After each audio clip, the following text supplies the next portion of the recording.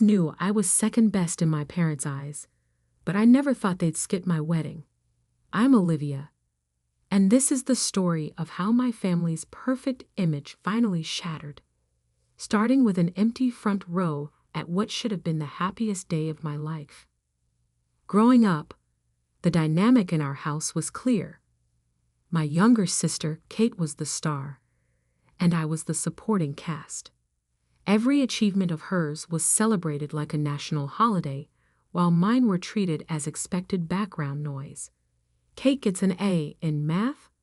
Time for a special dinner out. I make valedictorian. Good job, honey. Did you hear Kate made the junior varsity tennis team? Don't get me wrong.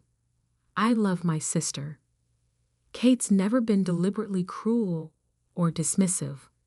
She just grew up in a different reality than I did, one where her every move was applauded and photographed, while I learned to celebrate my victories quietly, by myself.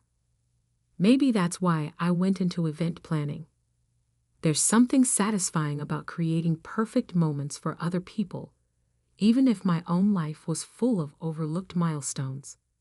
By 28, I'd built a successful business, planning everything from corporate galas to destination weddings. My parents barely noticed, too busy following Kate's journey of self-discovery through 3 different college majors. Then I met Daniel. He came to me as a client, needing help planning a charity gala for his pediatric medical practice. I remember the first time we met. He was flustered, running late after an emergency surgery, his tie slightly crooked. "I'm so sorry," he said, rushing into my office. Tiny humans don't stick to schedules. Something about his genuine warmth, the way he immediately put me at ease, felt different from anyone I'd ever met. By the end of our first planning meeting, we'd spent more time talking about our lives than the gala. He asked about my family, and I found myself sharing things I usually kept hidden. "It sounds lonely," he said softly when I described growing up in Kate's shadow. Being the responsible one, the one who's expected to understand. No one had ever put it into words quite like that before. Our professional relationship quickly turned personal. Within 6 months, we were dating. Within a year, we were living together. Daniel saw me, really saw me, in a way my family never had. He celebrated my successes, supported my dreams, and most importantly, made me feel like I mattered. When he proposed, it was perfect in its simplicity. No grand gestures or elaborate schemes, though I'd planned enough of those for clients. Just a quiet evening at home, after I'd had a particularly stressful day with a Bridezilla client. "You know what I was thinking?" he said, as we sat on our balcony sharing takeout. "You spend so much time making other people's special moments perfect. Maybe it's time someone did that for you." He pulled out a ring, his grandmother's vintage sapphire, reset in a modern setting. Before he could even finish his speech, I was saying yes through happy tears. The next day, I called my parents to share the news. Mom answered on the 4th ring, sounding distracted. "Oh, honey, that's wonderful," she said, in the same tone she used when I told her about my business success. "But listen, can I call you back? Kate just got some exciting news too. She's finally decided to graduate." My sister, at 25, had spent 7 years in college, changing majors like most people change clothes. Apparently, she'd finally accumulated enough credits in various subjects to qualify for a degree. "That's great, Mom," I said, trying to keep the hurt out of my voice. "But about the wedding?" "We'll talk soon, sweetie. Kate needs help planning her graduation party. It's such a big achievement for her. You know how much she's struggled to find her path." I hung up feeling deflated. Daniel found me staring at my phone. "They don't deserve you," he said simply, pulling me into a hug. I threw myself into wedding planning, determined to create the perfect day. As one of the top event planners in the city, I had access to the best vendors, the most beautiful venues. We chose a date in late May, a Saturday when the weather would be perfect for our garden ceremony. May 20th. I told my parents over dinner, 6 months before the wedding. I've already sent you the save the dates. Mom's fork clattered against her plate. Oh no. What? I looked between them, a familiar sense of dread building in my stomach. That's Kate's graduation weekend, Dad said. She's finally getting her degree, and the ceremony is that Saturday morning. But the wedding's at 4 p.m., I stammered. You could do both. Honey, Mom cut in, using her be reasonable voice. The graduation is in Boston. We need to be there to help Kate prepare, attend the ceremony, and of course there's the celebration after. We can't possibly make it back in time. Then come to the wedding instead, I said, hating how small my voice sounded. It's my wedding day. Dad shook his head. This is a huge moment for Kate. She's worked so hard for this degree. You understand, don't you? You're so good at handling things on your own. There it was, the familiar refrain. Good, responsible Olivia, who always understands, who never makes waves, who plans everyone else's perfect moments while her own fade into the background. Can't Kate walk in a different ceremony? I asked. Most universities have multiple graduation dates. We can't ask her to do that, Mom said firmly. This is her moment. She's so excited about graduating with her friends, and you know how she struggles with change. I looked at Kate, who was staring at her plate, unusually quiet. What do you think, Kate? I asked directly. She glanced up, then quickly looked away. I mean, I've worked really hard for this. And I haven't? The words came out sharper than I intended. I haven't worked hard building my business, creating a life, finding someone who loves me. That's different, Mom said dismissively. You've always been the capable one. Kate needs us there for support. I stood up, my chair scraping against the floor. And I don't. It's my wedding day. Be reasonable, Olivia, Dad sighed. There will be plenty of people at your wedding. Kate's graduation is more important right now. More important. The words hung in the air like poison. I left dinner early that night, driving home through tears. Daniel was waiting up, and one look at my face told him everything. They're not coming, are they? I shook my head, collapsing into his arms. Then we'll make it so spectacular they'll regret missing it for the rest of their lives, he said firmly. Looking up at him, I felt something shift inside me. All my life, I'd accepted being second best, being the one who understood, who gave way, who compromised. But not this time.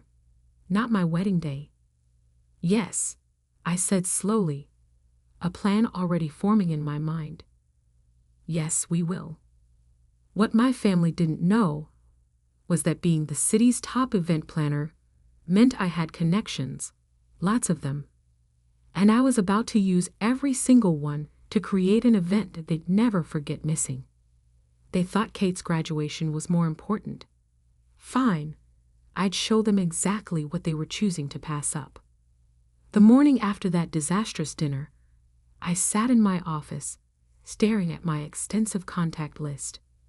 Years of planning other people's perfect moments had earned me favors with the best vendors in the business.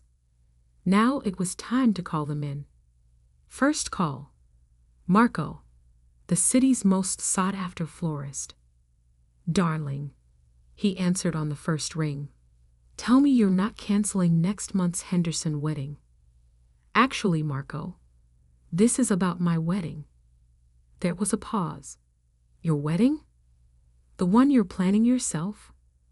Olivia, mes amours. I thought we talked about this. You know the saying about doctors making the worst patients. Things have changed, I said, my voice steady. My parents won't be attending. They're choosing my sister's college graduation instead.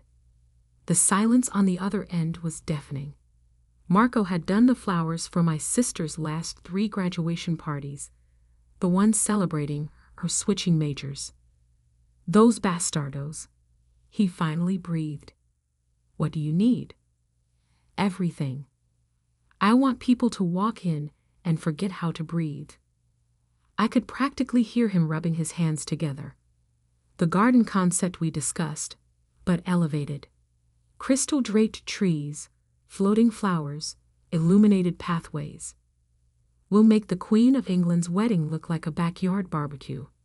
Next on my list, Philip, the French pastry chef who normally had a 3-year waiting list. Ma chérie, he cooed when I explained the situation. Say no more. I will create something so spectacular. Your parents will weep when they see the photos. 6 tiers minimum, hand-painted sugar flowers, gold leaf, the works, and for the groom's cake. Daniel loves astronomy, I offered. Perfect. A galaxy theme in dark chocolate and mirror glaze. The stars will actually twinkle, I promise you. One by one, I contacted every top vendor I knew. Charlotte, the lighting designer who'd worked on Olympic ceremonies. Jin, the photographer who shot for Vogue. Eduardo, the cocktail genius known for his molecular gastronomy creations. Each one listened to my story, and each one promised to outdo themselves. No budget constraints, I told them all. I've been saving for this my whole life. It was true. While my parents poured money into Kate's ever-changing college career, I'd been quietly building my nest egg. Now it would all go toward creating something unforgettable. When Daniel came home that evening, he found me surrounded by mood boards and sample books. Should I be worried? He asked, only half joking. I showed him Philip's cake design. His eyes widened at the rotating galaxy tire. Okay, that's amazing. But Liv, you don't have to do all this just because of them. I'm not, I said, realizing as I spoke that it was true. I'm doing it for us. For once in my life, I'm going to create my own perfect moment, not someone else's. He kissed my forehead. As long as you still show up to marry me, the rest is just details. But the details were everything. Over the next few months, I threw myself into planning with an intensity that surprised even me. The garden venue was transformed into an ethereal wonderland.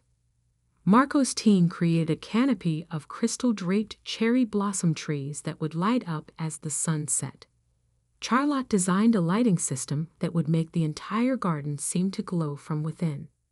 The invitations alone were works of art, hand-calligraphed on handmade paper, with pressed flowers and gold leaf accents. I sent my parents' invitation via registered mail, requiring a signature. They needed to actively choose to reject it.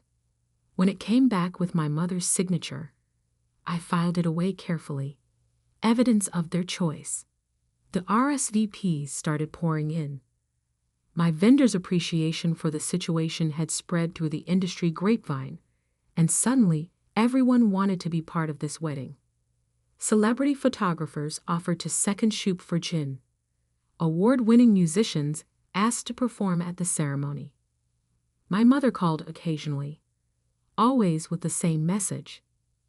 I hope you understand why we can't be there. Kate needs us. Each time, I responded with detailed updates about the wedding plans. The hand-painted dance floor is being installed next week. The vintage champagne is being flown in from France. The string quartet that plays for the royal family is learning Daniel's favorite song. I could hear her hesitation growing with each call. Good. Then came the society page coverage. One of my regular clients was a magazine editor, and she was determined to document every aspect of the planning process. Modern Cinderella plans her own fairy tale, read the first headline. Photos of the preparations appeared weekly, the custom-designed bridesmaids' dresses, the hand-forged ceremony arch, the preview of Philip's spectacular cake. Did you see this week's article? I asked Mom during one of her calls. They're comparing it to Grace Kelly's wedding. Isn't that amazing? Olivia, she said slowly, don't you think this is getting a bit excessive? Oh no, I replied sweetly. This is just the beginning. 3 weeks before the wedding, Kate called. She'd never been one for confrontation, preferring to let our parents fight her battles. So this was unexpected. Liv, she said, her voice small. I saw the magazine coverage. It looks incredible. Thank you. I talked to my advisor. There's another graduation ceremony in July. I could switch. Don't bother. I cut her off. It's too late. The plans are set. Mom and Dad feel terrible. No, they don't. They feel uncomfortable because people are talking. Because for once, they can't control the narrative about our perfect family. She was quiet for a moment. I never meant to always come first. But you did, and you let it happen. And now you all get to live with that choice. The week before the wedding, my phone was flooded with messages from relatives and family friends, all variations on the same theme. How can you go through with this without your parents there? Can't you postpone it? Family should come first. I forwarded them all to a special folder labeled, "For later." Daniel found me in my office, reviewing the final timing schedule. You okay? I looked up at him, at his kind face and worried eyes. You know what? I really am. For the first time in my life, I'm not trying to make everyone else happy. I'm not being the understanding one, the responsible one, the one who gives way. I'm just being me. He smiled. That's who I fell in love with, you know. Not the perfect event planner, not the dutiful daughter, just you. 2 days before the wedding, the final piece of my plan fell into place. My friend at the magazine called to confirm the coverage details. Full spread, top photographers, immediate online release with hourly social media updates, she promised. The whole city will be watching this unfold in real time. Perfect, I said, thinking of my mother's habit of obsessively checking social media. Make sure you get lots of shots of the empty seats in the front row. The day before the wedding, I received a text from my father. It's not too late to change the date. I sent back a photo of the garden setup, the thousands of twinkling lights, the crystal trees, the floating candles in the reflection pool. You're right, I wrote. It's not too late for you to change your minds. But it is too late to save your perfect family image. He didn't respond. That night, at the rehearsal dinner, Daniel's parents gave a beautiful speech about welcoming me to their family. I didn't cry until his mother hugged me and whispered, "We'll be in the front row tomorrow, honey. We'll be there." Back in our apartment, I found Daniel adding something to his vows. Spoiler alert, he grinned. I may have included a line about choosing you first, every day no matter what. I fell in love with him all over again in that moment. The morning of my wedding dawned clear and perfect. As I sat in the bridal suite, surrounded by my closest friends and Daniel's family, my phone buzzed with a final text from my mother. The graduation ceremony starts in an hour. We really wish we could be there too. I looked at myself in the mirror, already in my hand-beaded gown, my hair and makeup perfect, and typed back 3 words: "No, you don't." Then I turned off my phone. It was time for my moment, and I wasn't going to let them dim it anymore. As I stood at the entrance to the garden, waiting for my cue to walk down the aisle, even I was stunned by how everything had come together. Marco's crystal-draped trees sparkled in the late afternoon sun, their branches heavy with thousands of white orchids and roses. The pathway before me was lined with illuminated glass orbs that seemed to float just above the ground, creating a river of light leading to the altar. Daniel's father appeared at my side, looking dashing in his tuxedo. After my parents made their choice, he had quietly offered to walk me down the aisle. "Every bride deserves someone by her side for that walk," he'd said. "Ready, sweetheart?" he asked now, offering his arm. I took one last look at the empty seats in the front row, the seats that should have held my family. Someone had placed a single white rose on each chair, making their absence even more striking. Perfect. "Ready?" I said, taking his arm. The string quartet began playing their custom arrangement of "A Thousand Years." Not the typical wedding version, but a haunting, ethereal adaptation that filled the garden like a spell. As we appear at the end of the aisle, 400 guests rose to their feet, gasping audibly at the sight. I'd chosen a dress that would photograph spectacularly, a custom-designed masterpiece with a bodice covered in handsome crystals that caught the light with every movement, creating the illusion that I was wrapped in starlight. The cathedral-length veil, edged with delicate lace that had taken artisans 3 months to create, floated behind me like a cloud. But it was Daniel's face that made me catch my breath. He stood at the altar, tears streaming unashamedly down his cheeks, looking at me like I was every star in the sky. In that moment, I forgot about my parents' empty seats, forgot about revenge and perfect moments and society page coverage. All I could see was him. The ceremony was everything we'd planned and more. As we exchanged our vows under an arch of floating candles and cascading flowers, Charlotte's lighting design shifted subtly, bathing us in a warm golden glow that made everything feel dreamlike. Jin's cameras clicked constantly, capturing every perfect detail. "I choose you," Daniel said in his bows, his voice carrying clearly across the hushed garden. "I choose you first, every day, above all others. I choose you when it's easy and when it's hard. I choose you when the whole world tells us we're wrong. I choose you, Olivia, forever." I saw his mother dab at her eyes in the front row, right where she promised she'd be. The reception was a masterpiece of timing and spectacle. As the sun set, thousands of tiny lights hidden throughout the garden began to twinkle on, transforming the space into an enchanted forest. Philip's cake was unveiled to audible gasps, 6 tiers of hand-painted sugar flowers and gold leaf, with that magical rotating galaxy tire that actually seemed to contain its own universe. Eduardo's signature cocktails changed color as they were poured, each one telling its own story.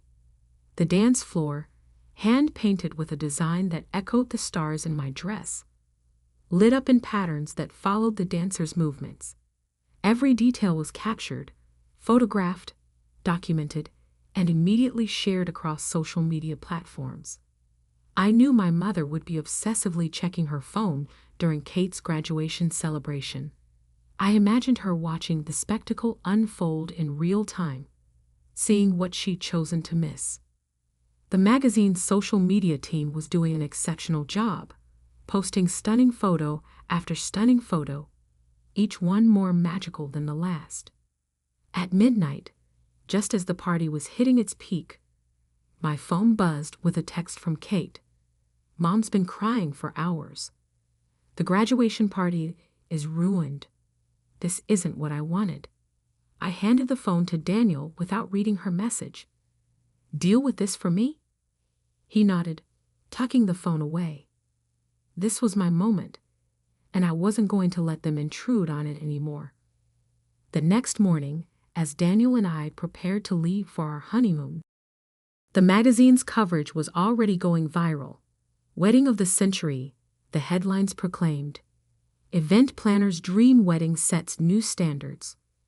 Photos of the empty front row chairs with their solitary roses were featured prominently, with captions that told the story of parents who chose to skip the most spectacular wedding the city has ever seen for a college graduation. The society pages were brutal in their commentary. In an era where family values are supposedly paramount, one columnist wrote, "What does it say when parents choose to miss this once-in-a-lifetime celebration? One can only imagine the regret they must feel watching these incredible images from afar." My parents' social circle was merciless. Their phones were flooded with messages from friends and acquaintances, all expressing variations of shocked disbelief. "How could you miss this? What were you thinking? Your own daughter's wedding." Their carefully cultivated image of the perfect family was shattered. No one wanted to hear about Kate's graduation, not when they could talk about the wedding that looked like it came straight from a fairy tale, the wedding her own parents chose to miss. My mother tried calling repeatedly as Daniel and I boarded our flight to Bali. I let each call go to voicemail, saving them in that special folder labeled "For Later." "Olivia, please," she begged in one message. "We made a terrible mistake. We should have been there. Please call us."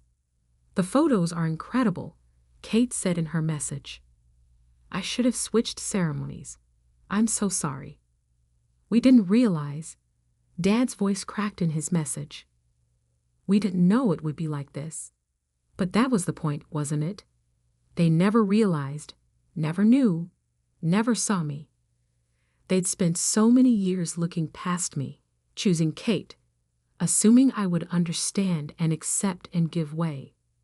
They never imagined I could create something so spectacular, something they'd regret missing for the rest of their lives. 2 weeks later, lounging on a beach in Bali, I finally read through all their messages. There were hundreds of them, each one more desperate than the last. The full impact of what they'd missed was hitting them hard. "Should we invite them to the reception we're having when we get back?" Daniel asked, watching me scroll through the messages. I thought about it for a moment, then shook my head. No, they made their choice. Now they get to live with it. "You're not worried about burning bridges?" "They burned the bridge," I said quietly. "I just showed them what was on the other side." 6 months later, I won Event Planner of the Year for my own wedding. The photos were featured in every major wedding magazine, each one highlighting the stunning details, the magical atmosphere, and yes, those empty seats in the front row. My parents tried to make amends. They sent gifts, letters, tearful voicemails. Kate switched to part-time studies and moved back home, her own perfect daughter image tarnished by the backlash. Their social life became awkward, every event a reminder of the wedding they chose to miss. "You could forgive them," Daniel suggested one night, watching me delete another series of apologetic texts. "I could," I agreed. "But you know what?